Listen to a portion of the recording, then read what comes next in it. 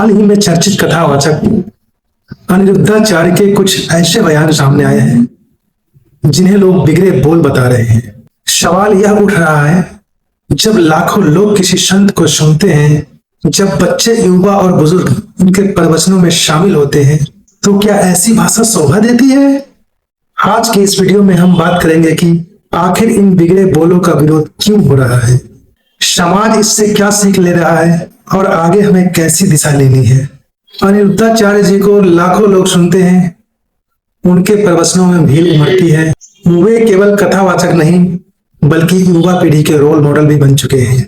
लेकिन जितना बड़ा प्रभाव उतनी बड़ी जिम्मेदारी।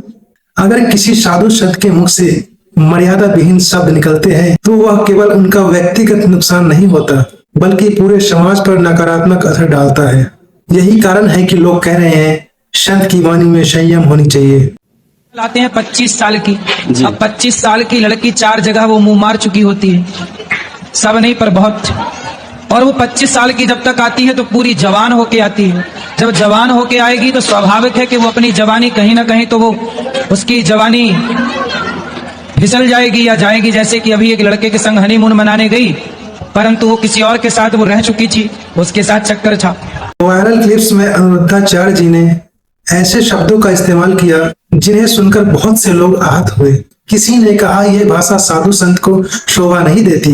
किसी ने कहा जब समाज आपको गुरु मानता है तो आपकी बातों में मिठास होनी चाहिए, कड़वाहट नहीं।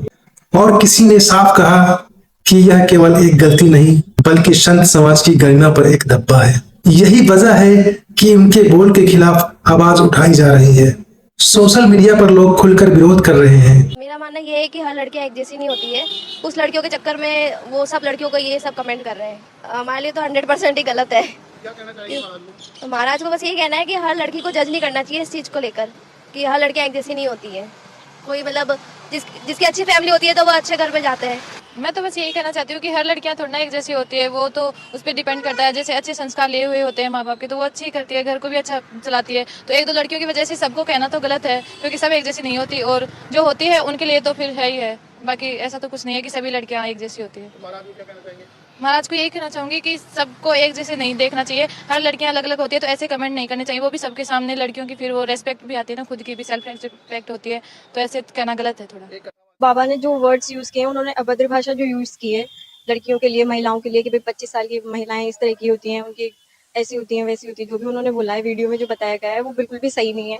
इस तरीके से उन्हें नहीं बोलना चाहिए, क्योंकि लोग बाग उनको सुनते हैं, सब धार्मिक लोग बाग जो भी होते हैं सब उनको सुनते हैं, उनके विचारों के ऊपर चलते हैं। भाई वो भगवान के बारे में जो भी बताते हैं उनकी बात मानते हैं, सुनते हैं, उनके लगभग सुबह शाम ही सुनते हैं बहुत से लोग उन लोगों को। तो उन्हें ऐसे नहीं बोलना चाहिए, ये बहुत गलत भाषा का यूज किया उन्होंने, और लड़कियों के लिए तो बिल्कुल भी ऐसे नहीं बोलना चाहिए उन्हें। हमें तो बहुत ज्यादा गुस्सा है। जैसे उन्होंने कहा कि 25 साल की उम्र की लड़कियों से अगर तुम शादी करोगे तो उसके पहले तो 4 जगह मुंह मार चुकी होगी। तो आप कहना क्या चाहते हो बाबा जी? हम पढ़े लिखे नहीं, हमारा करियर सेट ना करे?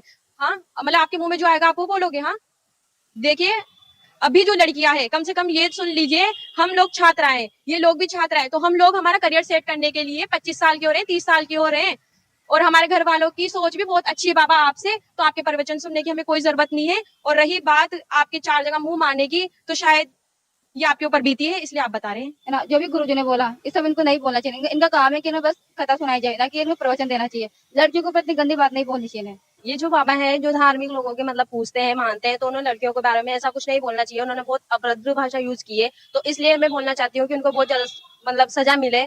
उनको लड़कियों से माफी मांगनी चाहिए, लड़कियों से, औरतों से, सभी से। तो इनको है ना, सरकार को है ना इनके ऊपर कार्रवाई करनी चाहिए। इनको है ना मतलब बताना चाहिए कि भाई ये किस चीज को लेके है ना लड़कियों के लिए इतना गलत बोल रहे हैं।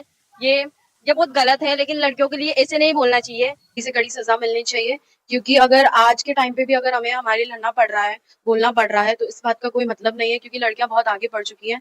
और बाबा जी का बयान ये बताता है कि उनकी सोच कितनी पिछड़ी हुई है।